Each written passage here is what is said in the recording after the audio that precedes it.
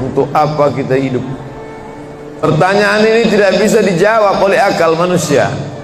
Makanya Sokrates, seorang filosof dulu Yunani, berkata, untuk menjawab mengapa kita hidup, perlu hidup 500 tahun lamanya. Tak cukup umur. Memikir untuk apa kita hidup. Sampai akhirnya karena tidak sanggup akal itu menjawab, maka diutuslah Nabi Muhammad sallallahu alaihi wasallam. Mata saya hanya bisa melihat apa yang ada dalam masjid ini saja. Saya tak tahu berapa banyak jamaah di luar. Maka karena mata ini terbatas, saya ini manusia yang lemah. Telinga juga hanya bisa mendengar apa yang dibicarakan sekeliling dan atas saja.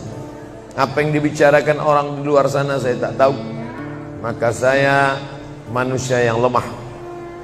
Akal juga begitu, tidak bisa menangkap saya ini habis mati nanti mau kemana. Maka saya manusia lemah. Allah Maha tahu, maka dia kirimlah salah satu makhluknya ingin menjelaskan kau untuk apa, sedang di mana dan akan kemana. Dan makhluk itu bernama Nabi Muhammad sallallahu alaihi wasallam. Untuk apa hidup? Langsung dijawab, wa ma khalaqtul jinna wal insa illa liya'budun. Tidak ada makhluk yang kuciptakan, baik jin maupun manusia, kecuali untuk beribadah. Cara beribadahnya bagaimana? Langsung dijawab, wa ma arsalnaka illa rahmatan lil alamin. Bagaimana cara perbuatannya? Langsung dijawab, laqad kana lakum fi rasulillahi uswatun hasanah. Maka Al-Quran itu menjawab pertanyaan-pertanyaan. Yas'alunaka 'anil mahid, mereka bertanya kepadamu tentang perempuan haid. Qul huwa adza, katakan itu kotor, tidak baik. Yas'alunaka 'anil yatama, mereka bertanya kepadamu tentang anak yatim. Yas'alunaka 'anil khamri wal maisir, mereka bertanya kepadamu tentang khamar dan judi. Yas'alunaka madza yunfiqun, mereka bertanya kepadamu apa yang mesti mereka sedekahkan. Yas'alunaka 'anil ruh, mereka bertanya kepadamu tentang ruh. Qulir ruhu min amri rabbi, katakan ruh urusan Allah Subhanahu wa taala. Wa ma utitum minal ilmi illa qalila, tidaklah kamu diberi pengetahuan tentang itu melainkan hanya sedikit saja. Jadi Al-Quran menjawab berbagai pertanyaan yang tak dapat dijawab oleh survei, tak dapat dijawab oleh lembaga penelitian riset. Dia menjawab apa yang tak bisa dijawab akal manusia. Pepatah Melayu berkata, kalau galah panjang sejengkal, jangan laut hendak diduga. Galah artinya bambu. Orang kalau naik rakit bambu mesti ditanamkan ke dalam sungai. Kalau panjangnya cuma sejengkal, jangan laut hendak diduga. Itulah orang yang terlalu memaksakan akalnya, akhirnya ngomong sendiri dan senyum sendiri. Akhir puncak daripada akal adalah ngomong sendiri, senyum sendiri. Angkot lewat pun dia senyum. Na'udzubillah. Oleh sebab itu kita yang sangat rendah, hina ini mengaku lemah. Aku berserah kepada Engkau ya Allah. Berserah itu bahasa Arabnya istislam. Makanya kita ini tadi mengaku di hadapan Allah hanifan musliman. Aku condong kepada kebenaran, musliman, dan aku hanya berserah diri kepada Engkau ya Allah ya Rabbal Alamin. Makanya apa kata Allah kita ikut. Padahal ini akhir pekan, weekend, maunya santai, tapi kita ikut apa kata Allah Subhanahu wa taala. Bangun subuh ikut. Padahal ini mestinya santai di rumah, tidur-tiduran, membalaskan sakit hati hari Senin, hari Selasa, hari Rabu, hari Kamis, hari Jumat. Ini hari Sabtu, tapi justru hari Sabtu bersusah payah, berdingin-dingin di luar. Bahkan kabarnya jam 3 sudah ada yang datang ke masjid ini. Bahkan ada yang mabit di samping danau. Bayangkan itu, orang mabit di Musdalifah. yang mabit di samping danau. Oleh sebab itu maka ini apa yang membuat makhluk ini bisa begini? Itu semua adalah orang-orang yang mengerti untuk apa kita hidup. Karena hidup adalah untuk beribadah. Bangun tadi dari tidur langsung beribadah. Buka mata, ibadah pertama adalah zikir. Alhamdulillahillazi ahyana ba'dama amatana wa ilaihin nusyur. Masuk kamar mandi, tempat najis, kotor, bau, kotoran, tempat setan, tapi tetap menjadi ibadah. Dalam WC-nya pun ibadah. Dia masuk lagi ke kiri, dia katakan Allahumma inni a'udzubika minal khubusi wal khaba'is. Keluar dari kamar mandi itu ibadah juga. Dia langkah kaki kanan, dia katakan ghufranaka, ghufranaka, maafkan aku ya Allah. Mengapa dia minta maaf keluar dari WC? Karena selama di WC dia tidak menyebut Allah. Lidah yang diciptakan untuk beribadah, selama di dalam tidak beribadah, maka ibadah di dalam WC hanya hatinya saja berzikir. Tak boleh menyambut seruan azan. Terdengar suara azan masuk ke WC, Allahu Akbar, Allahu Akbar, Allahu Akbar. Oh, tak boleh. Tak boleh mengucapkan salam. Assalamualaikum, Nabi diam. Assalamualaikum, Nabi diam. 3 kali diucap, Nabi diam. Selesai keluar dari toilet, WC, barulah Nabi menjawab Waalaikumsalam warahmatullah. Karena tidak boleh menyebut nama Allah, maka minta ampun keluar dari WC. Karena lidah yang semestinya dipakai untuk menyebutmu ya Allah, berzikir mengingatmu ya Allah, tadi tak kupakai selama beberapa menit di dalam. Maka dia katakan ghufranaka. Lalu kemudian melihat wajah di cermin, mana tahu ada kotoran di mata. Jangan sampai kita berjumpa sama orang di masjid, orang senyum, kita senyum, yang disenyumkan orang kita. Maka lihat dulu baik-baik. Maka ketika melihat wajah, dia pun menjadi ibadah. Allahumma kama hassanta khalqi fahassin khuluqi. Sebagaimana kalau kau sudah perbaiki bentuk ciptaanku ini menjadi sempurna, maka perbaikilah akhlakku ya Allah. Lalu setelah itu berangkat dari rumah menuju masjid, beribadah juga. Bismillahi tawakkaltu ala Allah, la haula wala quwata illa billah. Setiap langkah kaki ke Masjid Al-Qalam ini bernilai 1 langkah menghapus dosa.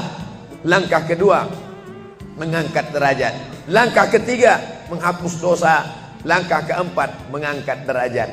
Tidak tanggung-tanggung, derajatnya diangkat Allah. Siapa yang duluan datang langsung dapat di depan. Tapi ada orang terlambat tetap tinggi juga derajatnya. Mana dia? Ini yang di atas. Siapa bilang perempuan direndahkan, dihinakan? Perempuan dimuliakan. Mana contoh perempuan dimuliakan? Kalau mau tahu, datanglah ke Masjid Al-Qalam. Perempuan dimuliakan. Bapak Ibu yang dimuliakan Allah, masuk ke dalam masjid, langkah kaki kanan, Allahumma inni as'aluka min fadlik. Itu doa nanti keluar. Tapi ketika akan masuk, apa doanya? Allahumma ya Allah, iftahli, bukakan untukku abwaaba rahmatik, pintu rahmatmu, bernilai ibadah. Duduk berzikir, jangan ngobrol, jangan cerita. Foto Pak Ustaz, sikit-sikit boleh. Lalu kemudian selama itu tertulis tadi di atas. Itulah hebatnya masuk ke Masjid Al-Qalam, tidak hanya mendengar ceramah, dapat pengajian. Ketika saya masuk tadi, saya dengar suara azan, ada tulisan hadis riwayat Al-Bukhari. Siapa yang mendengar seruan azan lalu menyambut seperti bunyi yang diucapkan muazzin, kecuali pada hayya 'alas shalah, hayya 'alal falah, dia baca la haula wala quwata illa billah, ditutup dengan doa wasilah. Allahumma rabb hadhihi ad-da'wati tammah was-salatil qa'imah, dimintakan untuk Nabi Muhammad. Ati sayyidina Muhammadanil wasilah wal fadilah wasyarafa wad darajatal aliyatar rafi'ah. Yang kelima, wa ba'athallahumma maqaman mahmuda alladzi wa'adtah innaka la tukhliful mi'ad. Maka kata Nabi, halat laku syafaati yaumal qiyamah, layaklah dia mendapat syafaatku hari kiamat. Makanya selama duduk di depan tadi, tak ada satupun yang ngobrol, semuanya menyambut seruan azan. Allahu Akbar, Allahu Akbar, Allahu Akbar, Allahu Akbar. Ada kawan sebelah ngajak ngobrol, gimana bro program mancing kita? Allahu Akbar, Allahu Akbar.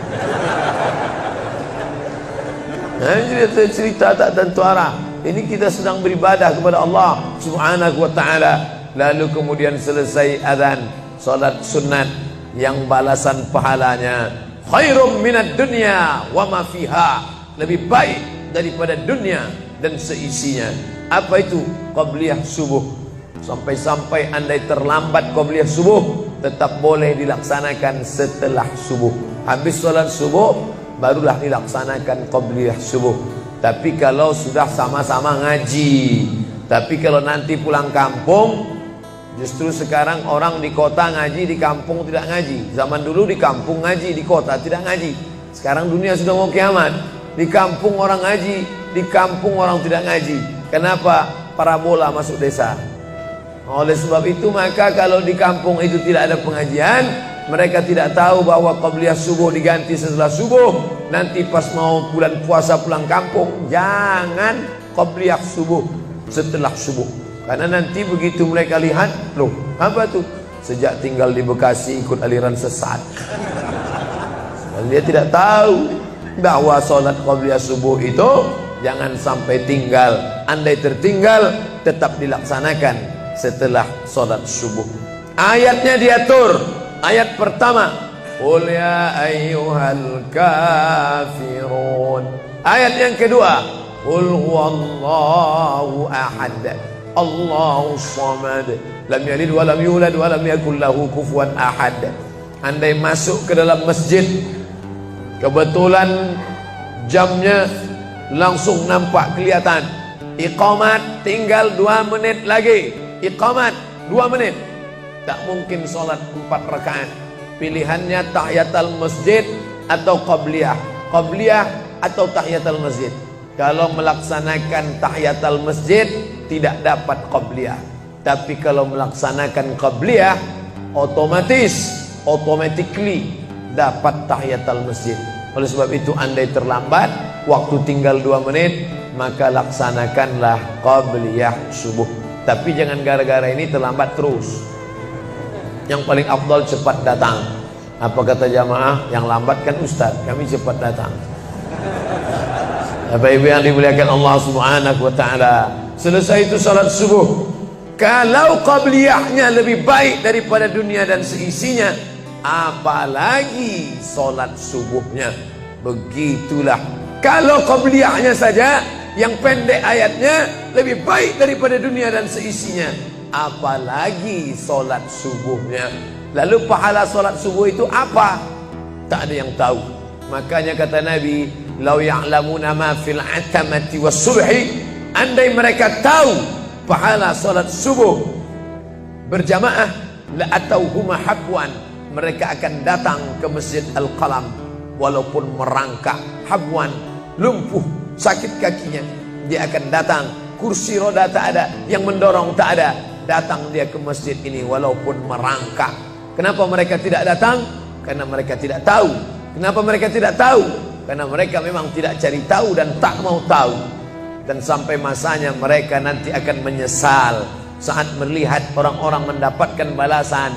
Muttaqiina fiha 'alal araik, mereka duduk di atas kursi-kursi istana surga, tersenyum melihat orang-orang yang dulu tak peduli pada sholat subuh. Mudah-mudahan kita semua istiqamah insyaallah. Jadi Ustadz, kalau hidup ini cuma untuk ibadah, sholat, masjid, baca Quran, zikir, gimana kami mau mencari nafkah? Gimana kami mau buka ruko? Gimana kami mau bisnis? Gimana kami mau tanam kelapa sawit? Gimana kami mau proyek batubara? Gimana kami mau ternak ikan? Ini mesti dipahami bahwa ibadah itu dibagi 2. Satu namanya ibadah mahdah, pure, original, murni, tidak bercampur dengan apa-apa. Yang satu lagi tidak ibadah tapi bernilai. Nah, ini mesti dipahami. Bapak yang masuk kantor dari jam 8 pagi sampai jam 4 sore itu ibadah. Karena kalau itu tidak ibadah, habislah waktu kita. Makanya yang bekerja niatkan ibadah. Sehingga kalau istrinya nanya, "Mas kok lama pulang?" Ibadah nih, Mas. Tapi jangan gara-gara ini di kantor itu ibadah, lalu ketika azan di masjid kantor berkumandang, hayya 'alas shalah, dia terus ngetik, "Mas, ayo ke masjid." Enggak, ini pun juga ibadah. Kau ibadah aja ke sana, aku ibadah di sini. Itu juga enggak benar. Karena ibadah itu dibagi dua. Satu yang murni, pure, tidak bercampur dengan apapun, namanya ibadah mahdhah. Salat, baca Quran, zikir, iktikaf. Tapi ada satu lagi, tidak ibadah. Tapi kalau diniatkan dia bernilai ibadah. Termasuk ibu-ibu yang hamil 9 bulan 10 hari, itu ibadah.